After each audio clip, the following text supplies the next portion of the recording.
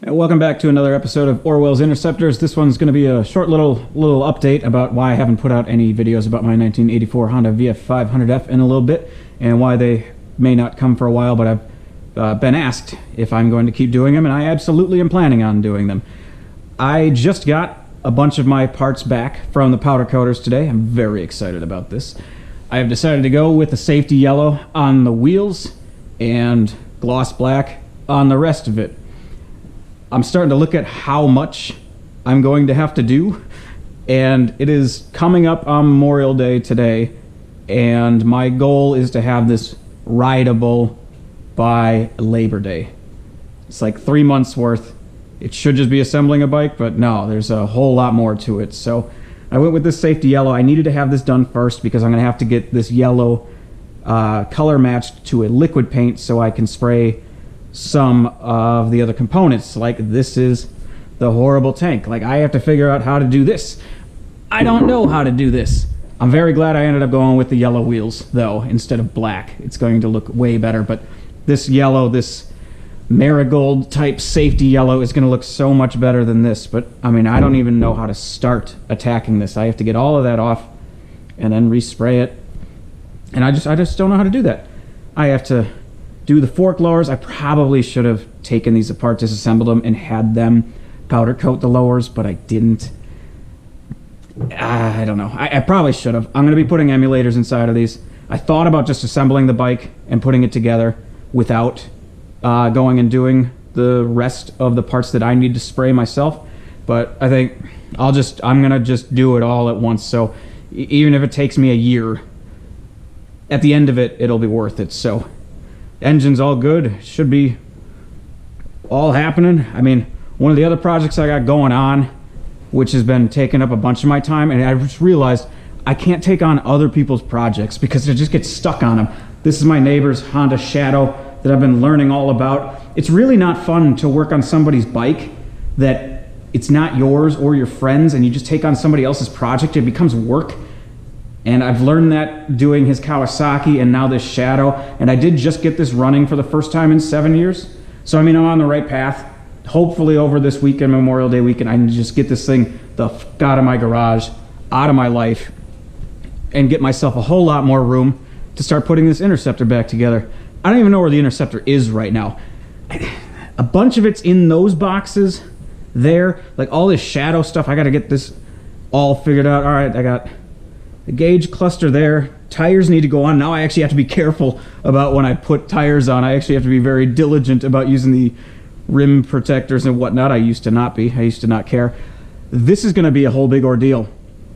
I've never actually shown on my channel the Telefix giant big fairing, the aftermarket fairing for this bike.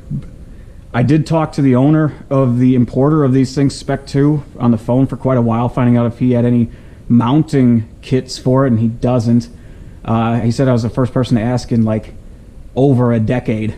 So I think I'm going to have to fashion my own because the pieces that I have for it are all broken.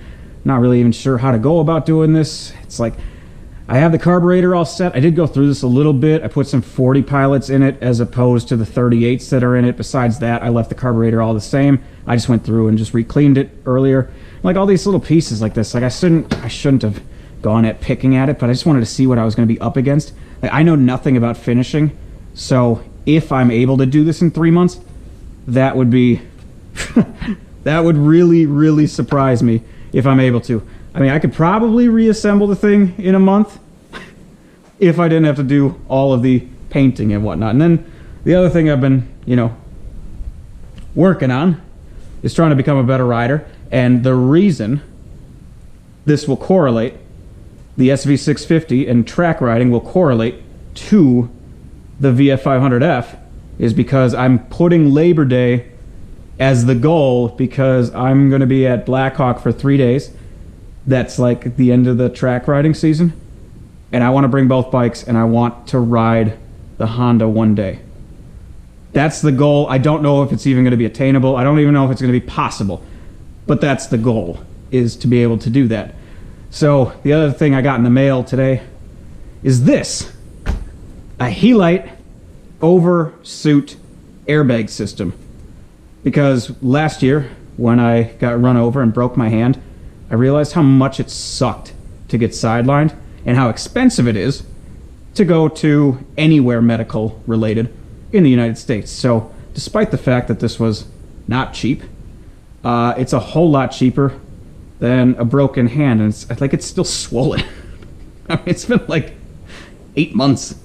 So yeah, I'm hoping this thing is going to be a worthwhile purchase. And I did buy some extra canisters with it, and I kind of want to put it on and pull the tether and I want to experience it. It looks terrifying, but I think that's going to be pretty cool. So yeah, I guess I just wanted to show this real quick. This is a picture of me at my last track day, which was just it was a sports bike riding 101 class. And my pictures are starting to look like I at least know what a motorcycle is, because if I look at my first track day, it's the same corner. So I mean, I'm starting to get more comfortable, but I'm like 12 seconds slow on a course that you finish in well under a minute 30 if you're competent, and I'm like a minute 35, which is really not good. And during this session, it was very humbling, because I was being followed by a riding instructor, and I think it was a 6th session, and he was riding right behind me. He's like, "I was certain you were going down." I was like, oh, shit. Well, that does a whole lot of great things for my confidence. Now, I was working on some things. I wanted to see just exactly how late I could brake into turn 1 at Blackhawk, and I didn't feel out of control. I felt out of control on my first track day this year because it was super cold, but I didn't feel out of control. But the fact that a person that knows what they're doing was behind me, he said, "Yeah, you look like you're out of control and you're going down." Well, that means I probably need to work a whole lot more on becoming a better rider before I put something that I've actually spent money on and don't want to crash, compared to this, where if it goes down, I mean, if it dies, it dies. But I'm going to have that same attitude with this. If it dies, it dies. If I don't go through and do this and then actually take it to a track, take my first bike, which I bought like 17 years ago, to a track, what's the point of having the thing? I mean, I'm not a museum. I got to enjoy it. So anyway, that's why I haven't had any VF500F videos in a while, but there will be some soon when I start to get into this, and it will most likely start with putting emulators in these, color matching, figuring out what to do with that, and putting the bike back together.